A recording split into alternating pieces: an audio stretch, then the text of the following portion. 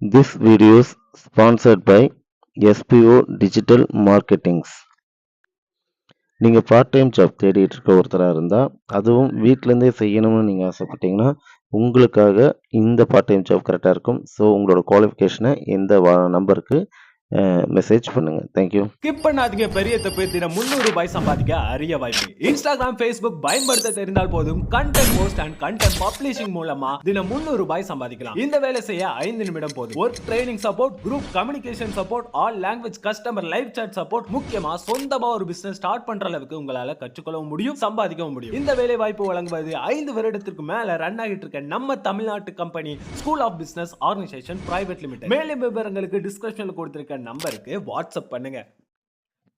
Hi friends, welcome to my channel புராண கதைகள். இன்னைக்கு வந்துட்டு பார்த்தீங்கன்னா பாகம் 35 தான் பார்க்க போகிறோம்.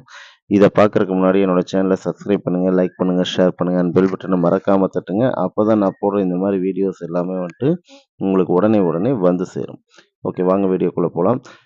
ராஜராஜ சோழன் கட்டிய தஞ்சை பெரிய கோயில், இதை பற்றி தான் நம்ம இன்னைக்கு பார்க்க போகிறோம். இது வந்துட்டு எத்தனையோ வருஷமாக எத்தனையோ ஆண்டுகளாக வந்துட்டு எந்த ஒரு சிதலமும் அடையாமல் யாருனாலையும் அழிக்க முடியாத ஒரு கோயிலாக இருக்குது. அதுக்கு காரணம் என்னன்னு பார்த்தரலாம்.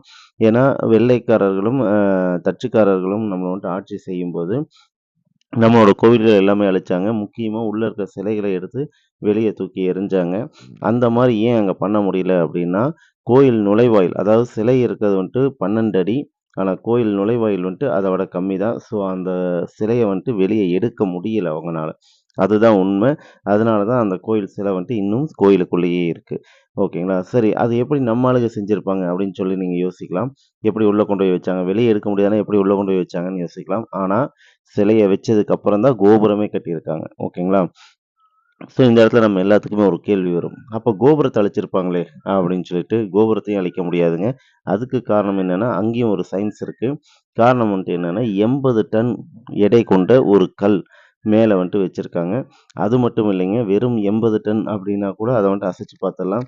ஆனால் 80 டன் கல்லை தாங்கி பிடிக்கிறதுக்கு 80 டன் எடை கொண்ட இது நந்தி வந்துட்டு 8 நந்தி இருக்குது. அதாவது ஒரு நந்தி வந்துட்டு 1 டன். அப்படி 8 நந்தி வந்துட்டு அந்த கல்லை வந்துட்டு தாங்கி பிடிச்சிட்டு இருக்க மாதிரி இருக்குது. ஸோ அப்படி கணக்கு பார்த்தீங்கன்னா கிட்டத்தட்ட 1.5 டன். ஓகேங்களா?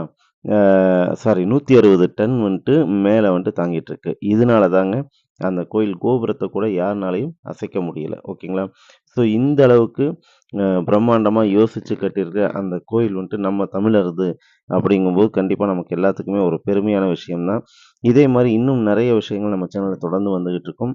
நம்ம சேனலை நீங்கள் புதுசாக பார்க்குறீங்க அப்படின்னா சப்ஸ்கிரைப் பண்ணி, லைக் பண்ணி, ஷேர் பண்ணி வச்சுக்கோங்க.